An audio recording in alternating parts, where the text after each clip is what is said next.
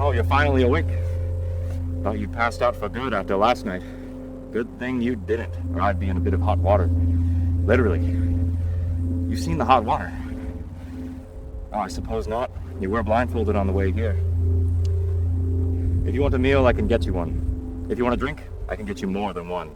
But if you want to leave, I can do no such thing for you. I'm sure you're aware of why you're here. I'm actually not. It's part of our policy. I know nothing about you.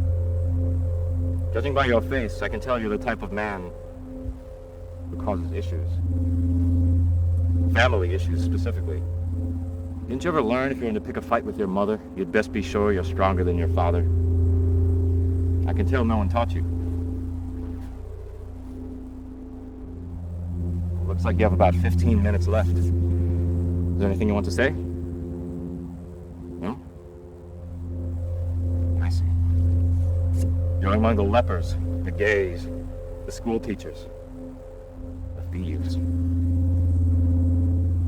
You're among the ilk, and the ilk is among you. The ilk runs in your veins, I've seen it. Every time I spill the blood of a cretin like you.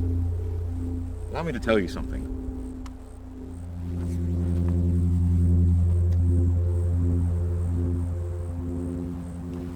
You read? You do? What kinds of books? The ones in the library, or the ones in the tombs? I've been reading tales of earth and sky and sea and sun and star and sky. There are many legends about this guild, around this guild. They say there was once a man without a face who used to live here. I saw him. He didn't see me. I once saw a cannibal resurrect his own leg to enjoy it once more. My master once told me, the man who lays on a bed of nails without shedding blood is the same man who lays on a bed of eggs without breaking one. I never knew what it meant.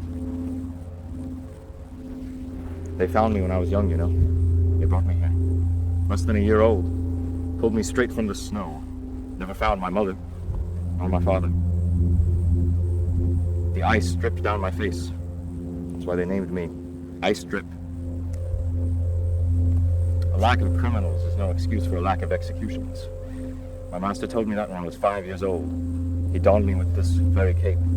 It was too long for me at the time, but I grew into it quickly. Just as I grew into my role here. You know, I often get the sense I'm being watched, especially when I'm on the block with a blade. If I'm going to be frank, under normal circumstances, I would not be using a sword. We'd use one of our machines.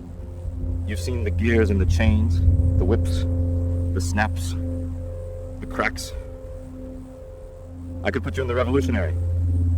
It starts with about 20,000 volts and ends with you clawing out your own eyes. Does that sound fun? I'm sure what you did was no fun. You know, I considered asking you a rhetorical question, but I wasn't sure you would answer. You remind me of a peasant I evaluated last night.